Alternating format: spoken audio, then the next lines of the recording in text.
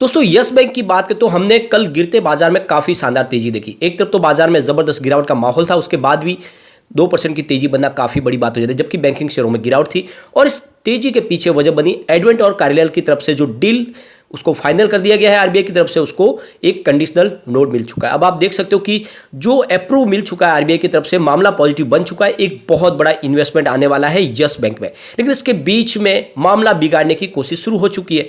अब पुरानी रिपोर्ट फिर से निकल के आई है और ये रिपोर्ट कह रही है कि यस बैंक ने गड़बड़ की है एआरसी के मामले में। यानी कहा जा रहा है कि जब बड़ी रकम शेयरबस की तरफ से मिल रही थी तो फिर ये इसका जो डील है इसको क्यों जेसी फ्लावर्स की डील को फाइनल किया गया है। तो ये पूरा मामला है, इसके दो पहलू है, दोनों पहलू को आपको जानना जरूरी है।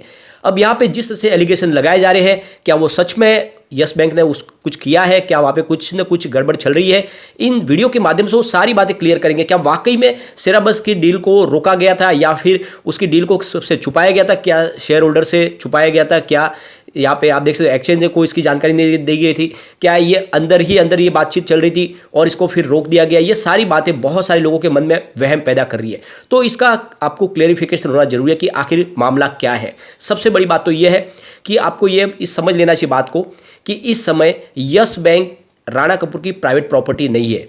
यहाँ पे आप देख सकते हो कि आरबीआई के कंट्रोल में है फिलहाल यस बैंक और एसबीआई का मैनेजमेंट उसको संभाल रहा है। तो यहाँ पे कोई इसका ओनर नहीं है, कोई इसका प्रमोटर नहीं है। तो ऐसे में यहाँ पे आप समझ सकते हो कि गड़बड़ होने की जो संभावना बहुत कम हो जाती है, क्योंकि यहाँ पे किसी को बेनिफिट डायरेक्ट मिलने वाला नहीं है। तो फिर भी जो ये बातें निकल के आ रही है वो क्या है, तो पहले तो हम जो एलिगेशन लगे उसको समझेंगे, उसके बाद में क्या ये मामला वाकई में वैसा है या इसको जानबूझ के इस तरह की न्यूज को लाया जा रहा है ताकि इसकी जो बढ़ती हुई प्राइस को रोका जा सके, क्या ये भी हो सकता है। इन सारी बातों को समझेंगे इस वीडियो के माध्यम से। सबसे पहले अगर हम बीएसई सेंसेक्स की बात करें तो 62,868 के स्तर पे क्लोजिंग आई है, जहाँ पे हमने 415 पॉइंट की गिरावट देखी, यानी 0.66% गिरा हमारा बाजार। अब यस बैंक की बात करें तो आप देख सकते हो 17.50 पर क्लोजिंग रही, जहाँ पे 2.64% की हमें तेजी देखने को मिल रही। लेकिन इंट्राडे में ये 17.90 तक भी गया और आपको पता होगा 18.20 इसकी पुरानी हाई है। यानी जिस तरह से बाजार ने साथ नहीं दिया, यानी बाजार में अगर गिरावट का माहौल नहीं होता तो नई हाई बनती हुई दिखाई देती हमें, क्योंकि काफ़ी अच्छी गुड न्यूज थी। आप देख सकते हो कि यहाँ पे आरबीआई की तरफ से अप्रूवल मिल चुका है एडवेंट और कार्यालय की डील को। 20% की वो स्टेक लेने वाले हैं यस बैंक के अंदर और इसके बदले में वो 9,000 करोड़ रुपये की बड़ी रकम देने वाले हैं और इस रकम के माध्यम से आने वाले समय यस बैंक अपने बिजनेस को तेजी से आगे बढ़ा पाएंगे। अब यहाँ पे आप देख सकते हो इनको दोनों को 9.99% की स्टेक दी जा रही है, 10% की, यानी 20% की स्टेक दोनों लेने वाले हैं और ये आने वाले समय में मैनेजमेंट में भी शामिल होंगे, यानी बोर्ड के सदस्य बनेंगे और उनका निर्णय भी यहाँ पे चलने वाला है।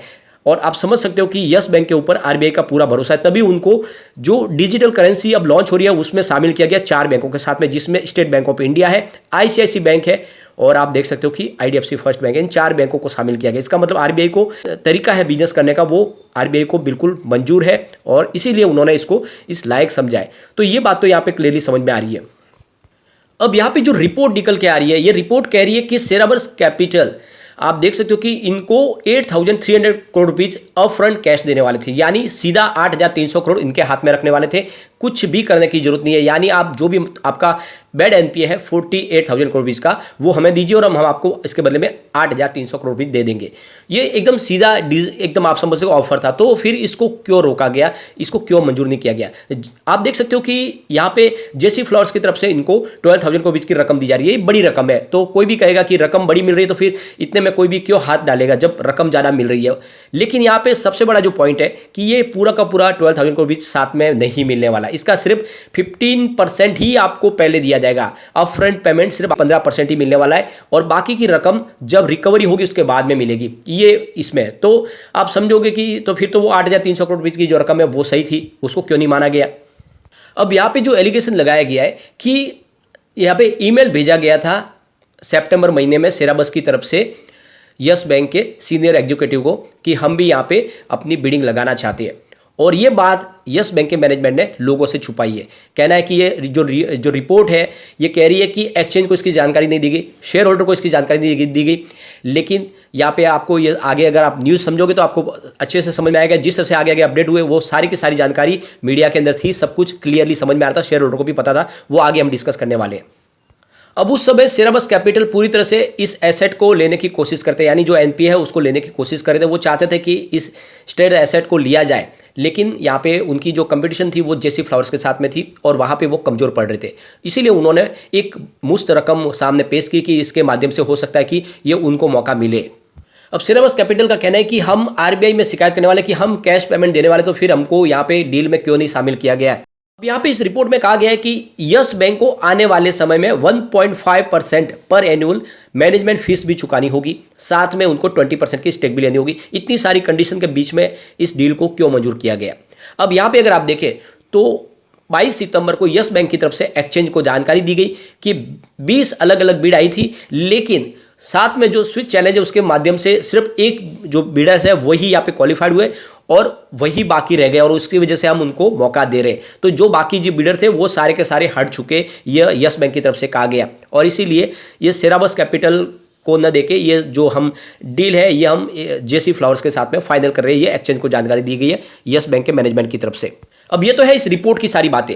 अब जो पुरानी रिपोर्ट को हमें देखना होगा, तो आप देख सकते हो ये रिपोर्ट जो निकल के आई है, ये रिपोर्ट है 9 सितंबर 2022 की, आप देख सकते हो, जिसमें इस रिपोर्ट के अंदर क्लियरली कहा जा रहा है कि सिराबस आरसील आउट ऑफ रेस बाय यस लॉन्स, यानी सिराबस और आरसील दोनों ही रेस से बाहर निकल चुके हैं।